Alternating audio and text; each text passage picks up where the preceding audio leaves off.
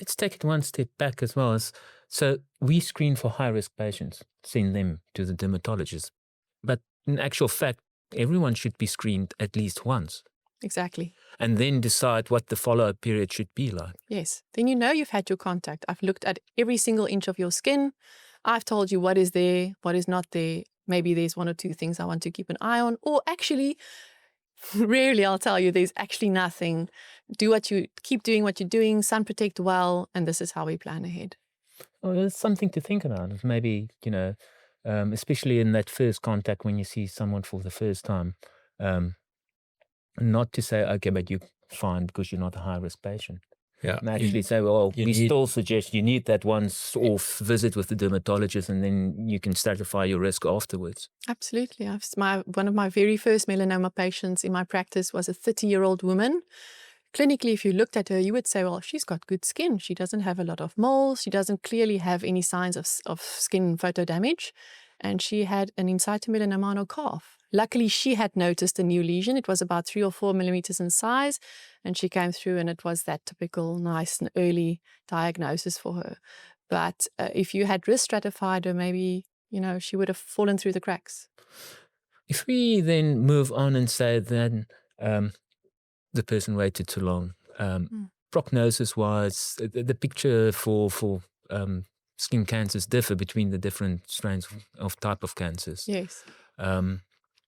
The newer treatment regimes, is it available in South Africa at this point of time? I'm not up to date with that. So I always say, so the in situ phase, wonderful place to be. The in-between part is actually a difficult part to be. So you're between a stage 2 and a stage 4. That's type of a limbo because now you've had your scan, you've had lymph node check, and you're clear, so we're following you up. So you actually don't know completely where you are and what we're dealing with. Your stage 4 type of patient doesn't have a great prognosis, but they can enter into trials. So we have big biologic trials running at centers like Cancer Care.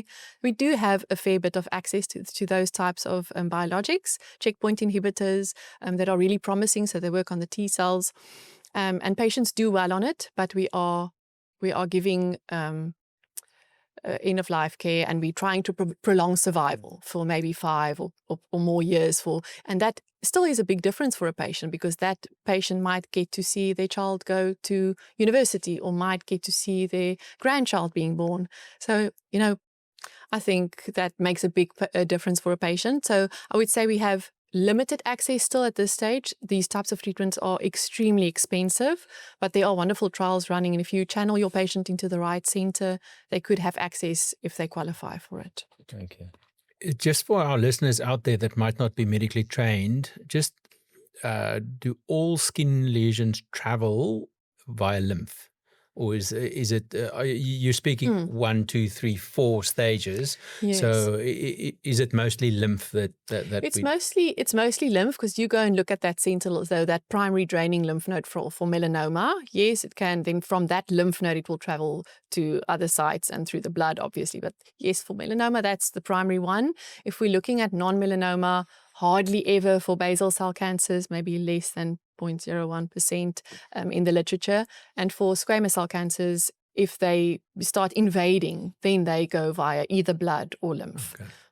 But melanoma, usually we go and look for that sentinel node. And sometimes the node can be negative and you might have micrometastases that you couldn't pick up on that node because obviously, again, we're looking at histology and we have very high level stains that our pathologists do for us. So a high level of sensitivity, but there is the chance that because the melanoma isn't growing down into the tissue and physically invading, it's throwing off little cells that travel to the lymph nodes. And then when you said you're in limbo, you're not sure if one of the cells. There's always a chance. Yeah. So you look at those sentinels. So for the listeners, what gets done is usually when you go for that second excision of that entire lesion, or you go for the wider margins, in the operation they will inject dye, and that will travel to the draining lymph node basin. So for an arm, that will be under your underarm, your axilla, and then they will look at which which 2 or 3 lymph nodes take up that dye first, and we call that the sentinel node. And they will biopsy those, and that will go for staining and for histology to look under the microscope. And then obviously that influences when you have positive nodes, that increases your staging. And then obviously there's further investigations. We do PET scans where they look at hotspots, whether in the lungs or remote spots that light up.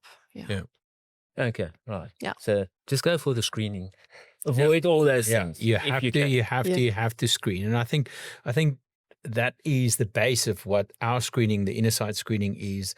The secret to living longer is not to die young. And that is the first part, is make sure you get screened, that you know early, that as we say, there's these red ball that's going to knock you off your pedestal on a Tuesday afternoon. That's the thing that you do not want. And you can actually prevent most of it if you do it properly or prolong it. So And I think the beauty of it is it's not an invasive examination.